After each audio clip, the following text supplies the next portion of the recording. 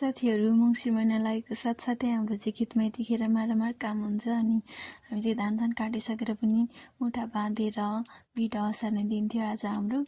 अनि यो भाइले चाहिँ यत्रो ठुलो भारी बोकेर ल्याइरहेछ अनि दिदी र म पनि बिटा बोक्न जाँदैछौँ। पछाडि पछाडि म चाहिँ नकल पार्दै भिडियो बनाउँदै हिँड्दैछु। हल्का रमाइलो पनि गर्नु पर्यो नि त। उता चाहिँ बुवाहरू धान पसार्दै हुनुहुन्छ अनि पछाडि म चाहिँ भिडियो गर्दै खेतमा यताउता डुल्दैछु बिटा असार्न हिँडेको। अनि दिदी चाहिँ त्यहाँ कुनामा अम्बक टिप्दै हुनुहुन्छ। हामीले अगाडिको दिनै अम्बक चाहिँ त्यहीँ ल्याएर कुनामा राखेको थियो। अनि घाममा काम गर्दा खानु एकदम शीतल आनन्द दिने क्या अम्बकले। अनि शीतल भएको थियो अगाडि शीतले भिजेर झन्। अनि त्यो अम्बक खाँदै इन्जोय गर्दै हिँडिरहेको छु म चाहिँ। अनि कस्तो मिठो रहेछ यो अम्बक चाहिँ भन्दै आफै चाख्दै हिँडिरहेको छु कि।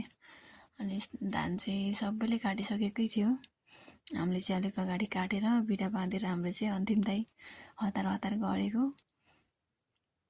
अनि यहाँनिर सबै धानहरू चाहिँ काटिसकेर नि बिटा बोकेर अगाडि अगाडि हिँडिरहेछ भाइ र दिदी चाहिँ। अनि म पछाडि पछाडि भिडियो गर्दै हिँड्दैछु आफ्नो छायालाई देखाउँदै घरिघरि आफूलाई देखाउँदै। अनि यहाँ चाहिँ दाइहरूले पछार्दै हुनुहुन्छ धान। अनि बुवाले चाहिँ बडालहरू लुकाउँदै हुनुहुन्थ्यो।